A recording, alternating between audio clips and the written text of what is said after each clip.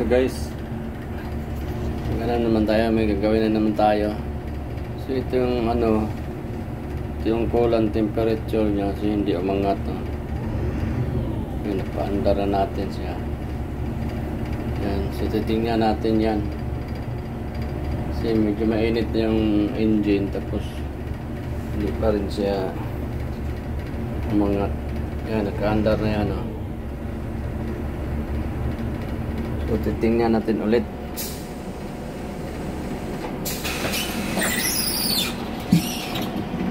Tingnan natin ulit mga kataputit.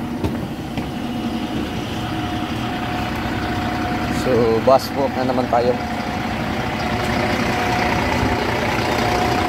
Ayan. Okay, dinagdagan natin siya ng coolant. Ayan. Nakaka siya ng coolant. Okay naman. Ayan, full na yan siya. Ayan, tapos tingnan natin. Wala naman siyang leak. At yung problema niya, baka ito yung switch. Ito yung switch niya dyan sa taas. Temperature niya. So ito yung titingnan natin mga katamotit. So ano naman tayo, heavy work na naman tayo. Dito na naman tayo sa mga bus. Ano naman titirahin natin mga katamotit. Ito yung engine ng bus.